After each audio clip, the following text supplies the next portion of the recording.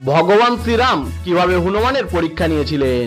শ্রীরাম, লক্ষ্মণ এবং মাতা সীতা 14 বছরের বনবাস সম্পূর্ণ করে অযোধ্যায় ফিরে আসার পরে শ্রীরামের রাজ্যাভিষেক অনুষ্ঠান চলছিল।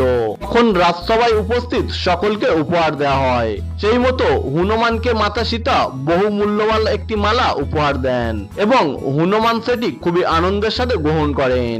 কিন্তু কিছুক্ষণ পরে হনুমান মালাটি দাঁত দিয়ে ছিঁড়ে ফেলে এবং মালাটির মধ্যে যে পুঁথিগুলো ছিল সেগুলি খুব ভালো করে দেখতে থাকে। তারপর হনুমান একটি একটি করে পুঁথি ছুঁড়ে ফেলতে থাকে।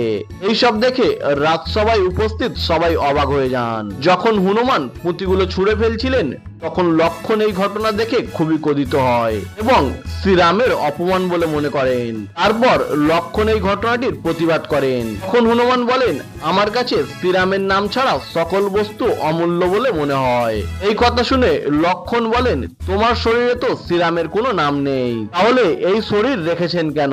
লক্ষ্মণের কথা শুনে হনুমান নিজের বুক চিরে রাজসভায় উপস্থিত সবাইকে দেখান। তখন হনুমানের বুকে দেখা যায় শ্রীরাম এবং মাতা সীতার অপূর্ব সুন্দর একটি মূর্তি, যা দেখে লক্ষ্মণ এবং রাজসভায় উপস্থিত সকলে অবাক হয়ে যান। তখন নিজের ভুল বুঝতে পেরে লক্ষ্মণ হনুমানের কাছে ক্ষমা প্রার্থনা করেন। কমেন্টে জয় শ্রীরাম লিখতে ভুলবেন না।